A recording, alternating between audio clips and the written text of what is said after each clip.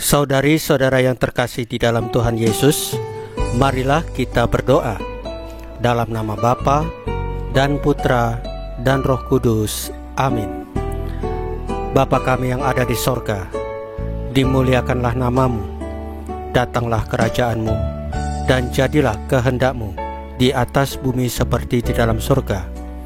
Berilah kami rezeki pada hari ini, dan ampunilah kesalahan kami, seperti kami pun mengampuni yang bersalah kepada kami. Dan janganlah masukkan kami ke dalam pencobaan, tetapi bebaskanlah kami dari yang jahat. Ya Roh Kudus, hadirlah saat ini untuk memimpin dan membimbing kami dalam membaca firman Tuhan Yesus dan merenungkannya, sehingga kami dapat mengerti maknanya dan dapat kami laksanakan dalam hidup kami sehari-hari di tengah masyarakat kami. Pembacaan Injil Lukas pasal 13 ayat 10 sampai dengan ayat 17. Yesus menyembuhkan. Pada suatu kali, Yesus sedang mengajar dalam salah satu rumah ibadat pada hari Sabat. Di situ ada seorang perempuan yang telah 18 tahun dirasuk roh, sehingga ia sakit sampai bungkuk punggungnya dan tidak dapat berdiri lagi dengan tegak. Ketika Yesus melihat perempuan itu, ia memanggil dia dan berkata kepadanya, "Hai ibu, penyakitmu telah sembuh." Lalu ia meletakkan tangannya atas perempuan itu, dan seketika itu juga berdirilah perempuan itu dan memuliakan Allah. Tetapi kepala rumah ibadat gusar karena Yesus menyembuhkan orang pada hari Sabat. Lalu ia berkata kepada orang banyak, "Ada 6 hari untuk bekerja. Karena itu, datanglah pada salah satu hari itu untuk disembuhkan, dan jangan pada hari Sabat." Tetapi Tuhan menjawab dia, katanya, "Hai orang-orang munafik, bukankah setiap orang di antaramu melepaskan lembunya atau keledainya pada hari Sabat dari kandangnya dan membawanya ke tempat minuman? Bukankah perempuan ini yang sudah 18 tahun diikat oleh iblis harus dilepaskan dari ikatannya itu? Karena ia adalah keturunan Abraham."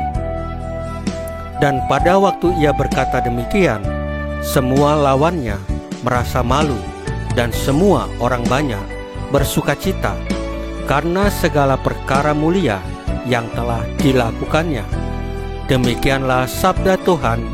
Terpujilah Kristus. Saudari-saudara yang terkasih di dalam Tuhan Yesus, selalu saja ada orang yang mengatasnamakan agama untuk tidak melakukan kebaikan. Contohnya, ada aturan yang sengaja dibuat untuk membatasi hak golongan agama tertentu. Dalam menghadapi kenyataan seperti itu, sambil mencari keadilan, kita sebagai murid Yesus haruslah tetap bersikap ramah, bersikap memahami, dan bersikap berbelas kasih. Kita perlu mengutamakan kasih, karena Yesus telah mengasihi kita lebih dahulu. Kita patut bersyukur bahwa Yesus telah membebaskan kita dari praktek-praktek keagamaan yang mendahulukan aturan daripada mendahulukan kasih. Kita juga sudah diajar untuk membalas kejahatan dengan kebaikan. Semoga cara berpikir dan bertindak kita sebagai murid Yesus menjadi terang bagi sesama kita, sehingga Tuhan semakin dimuliakan. Akan tetapi, kita perlu juga mawas diri, karena kita dapat jatuh dalam tingkah laku yang dikecam oleh Yesus atau Rasul Paulus. Memeriksa batin sebelum pergi tidur adalah kebiasaan yang sangat baik. Apakah mulut kita sepanjang hari penuh dengan perkataan kotor atau ucapan syukur? Marilah kita biasakan memeriksa batin kita dan berdoa kepada Tuhan Yesus, memohon ampun atas kesalahan kita dalam satu hari ini sebelum kita tidur. Saudari-saudara yang terkasih di dalam Tuhan Yesus, marilah kita berdoa.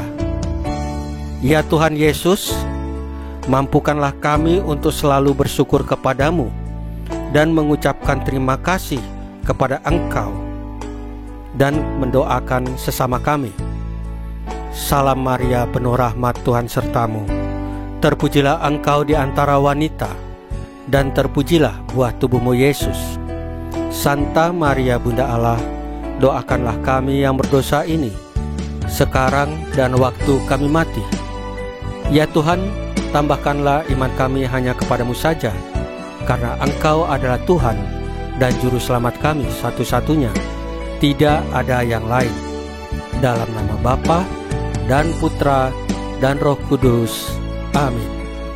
Saudari-saudara yang terkasih di dalam Tuhan Yesus, bacaan firman dan renungan hari ini sudah selesai. Tuhan Yesus memberkati kita semua.